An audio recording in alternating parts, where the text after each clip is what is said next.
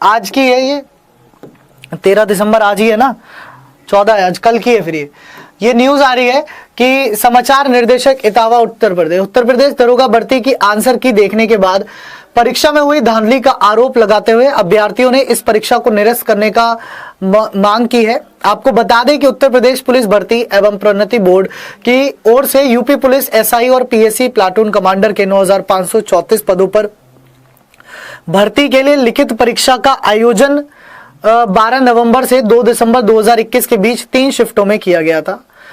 अभ्यर्थियों का कहना है कि परीक्षा के दौरान विभिन्न परीक्षा केंद्रों पर धांधली हुई है और कई व्यक्ति पकड़े गए हैं, ठीक है, जिसके फलस्वरूप अयोग्य आगे और योग्य पीछे हो गए। मतलब जो अयोग्य है, मतलब जो धांधली ऑब्वियसली हुई है वो स्टूडेंट आगे हो गए और जो स्टूडेंट सीरियस थे वो पीछे हो गए। ये बात तो सच है, ठीक है। इसी विरोधाभास के कारण उत्तर प्रदेश सरकार से मांग है कि इस परीक्षा को निरस्त कर पुनः कड़ी सुरक्षा एवं अच्छी निष्ठा के साथ कराने का कष्ट करें, मतलब दोबारा से कराएं।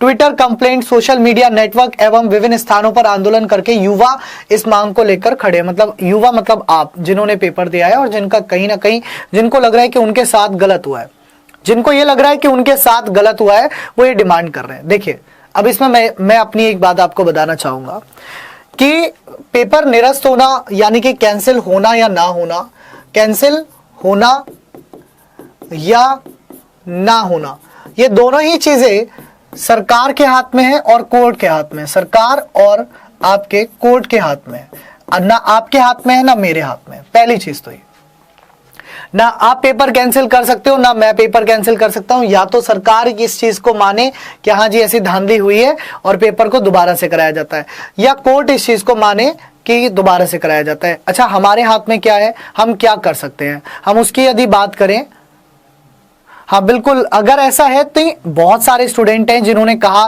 कि उन्होंने 153 वाले देखे हैं, तो डेफिनेटली होंगे वो स्टूडेंट। मैं मना नहीं कर रहा, मैं इस बात से दरकिनार नहीं कर रहा है ना, मैं इस बात से दरकिनार नहीं कर रहा। एक दो नहीं, हो सकता है ऐसे 100 स्टूडेंट हो, 200 स्टूडेंट हो जिनके नंबर 150 प्लस हो।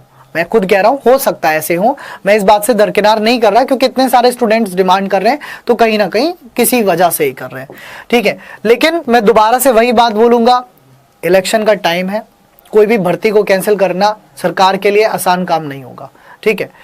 इलेक्शन का समय है, कोई भी भर्ती को कैंसिल करना सरकार के लिए आसान काम नहीं होगा।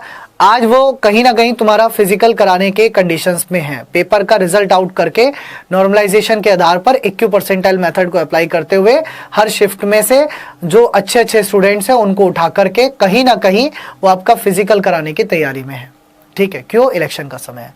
तो आप लोग अपने साथ जिनका एग्जाम क्वालिफाई हो रहा है ना, जिनके 100+ मार्क्स बैठ रहे हैं, 105, 100, 105, लड़कों की बात कर रहा हूं। लड़कियों में जनरल में ओबीसी में अगर आप 90-95 से ऊपर बैठा पा रही हो और SC ST में अगर आप क्वालिफाई भी कर पा रही हो, तो आप अपने दौड़ की तैयारी करते रहो, रेस की तैयारी करते रहो, क्योंकि समय का कुछ नहीं पता। खुदा ना खास्ता एग्जाम का रिजल्ट अनाउंस होने के 15 दिन बाद अगर रेस अनाउंस कर दी गई तो आप पीछे रह जाओगे, जैसा कि 48,000 पुलिस कांस्टेबल वाली भर्ती में हुआ था। याद होगा आपको कि जो 48,000 पुलिस कांस्टेबल वाली भर्ती थी, सॉरी 41,000 वाली है ना, 41,000 वाली जो पुलिस कांस्टेबल की भर्ती थी, 2018 वाली जो थी 41,000 वाली जो पुलिस कांस्टेबल वाली भर्ती थी यूपीपी वाली, उसमें ऐसी हुआ था रिजल्ट, और रिजल्ट के 10 दिन के अंदर बुला लिया था रेस के लिए, 10 दिन में ही 10 डेज में बुला लिया था रेस के लिए, और स्टूडेंट्स तैयार नहीं थे, प्रिपेयर नहीं थे, और बहुत सारे स्टूडेंट्स की रेस रह गई थी, ठीक है। तो पेपर कैंसिल होना ना होना, इट ऑल डिपेंड, ये आगे डिपेंड करेगा कि कैंसिल हो रहा है या नहीं हो रहा है।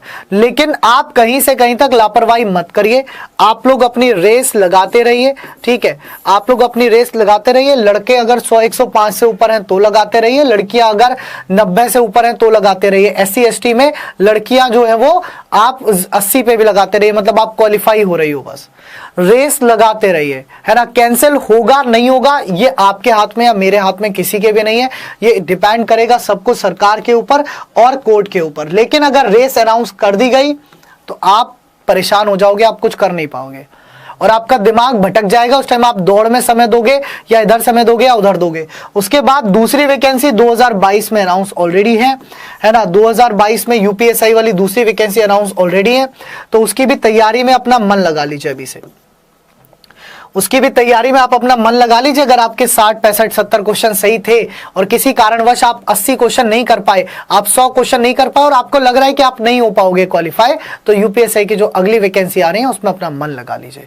ठीक है, मैं आपसे ये नहीं कहूंगा कि आप कांस्टेबल की तरफ भागो, पर नहीं, पर आप एसआई की तरफ भागो।